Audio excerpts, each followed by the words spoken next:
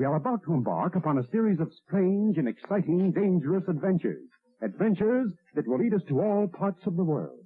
Hello and welcome to another Bad Comic Review. This time we're looking at The Beast Warriors of Shaolin Issue 2. This is scripted, co-created, and penciled by Peter Quinones and Glen Johnson. Inker was Marty Lasick, Kurt Hathaway, and Lee Harmon were the letterers. Roger McKenzie, editor-in-chief. Now, quite a bit happens in this issue, which is surprising. You forget how much can be wedged into a comic book if you were to read modern books. But this one's got quite a bit going on. So we pick up where we left off with the Shadow Breaths, or aka ninjas, having taken down Snake and Dragon. Well, the monks get wise to what's going on and start to fight the ninja, but they only try to cripple, whereas the ninja go to kill. Meanwhile, Snake is somehow able to overcome the poison that they were hit with and creates an anti-venom within herself, probably because she's a magical snake and snakes are pretty hardcore. So she tries to save Dragon. Meanwhile, we learn that there's this candle maker who's in love with Crane, and he's trying to figure out a way to get Tiger out of the picture because Tiger and Crane are apparently a thing, and he comes up with a very evil plan of how to break them apart. Tiger is much more of a animalistic, passionate person, and he doesn't know how to do things with his hands. He only knows how to kill and fight, because that's what tigers do. Meanwhile, they also uncover some sorcery that's afoot, some evil sorcery of the ninjas, and we learn that Dragon may be connected to this princess. All in all, there's a lot going on here. The love story between Tiger and Crane turned out to be a lot more interesting than I gave it credit for. A lot's happening with Dragon, and we are left with a cliffhanger ending. There's also a preview for Hero Alliance, and I don't really know what's going on with that, but it looked okay. As a black and white book, this isn't bad. I don't particularly like the manga style indie art. Definitely an anime manga influence here because this is from 1987, but it actually is really well done here, I think. Not necessarily just the art. The art is, in my opinion, okay. I'm not a fan of this style of art, so I can't really judge it, but the story is actually pretty good, and they wedged so much in here, it's hard to believe this was one issue. Now, granted, for its time, this was a very expensive comic at $2. $1.95 was not the typical price point in 87, and all the indie books were a lot more expensive because they didn't have the access to printing like we do now. They probably had to get this done at a local place, but it's really good for what it is. I had a lot of fun reading it. It reminded me of the 70s and 80s martial arts films, and there's a lot of stuff going on, so I'm definitely going to recommend this. You could probably find this book for $1 or $2. You might even find it in a cheaper bargain bin, but I'd recommend giving it a chance. I'd pick this up over anything off the Marvel newsstand any day, because this, although it is clearly an indie book, still has better art than a lot of modern Marvel, and the storytelling is much better, and I am enjoying it quite a bit. I thought it was a lot of fun. If you like martial arts stuff, you'll probably find something here to enjoy. So if you get a chance to track it down, I would recommend it. Otherwise, that's gonna do it for me. As always, thank you so much for listening and supporting the channel. If you enjoyed the video, give it a thumbs up and subscribe so you don't miss future reviews, and we hope to see you on the next one.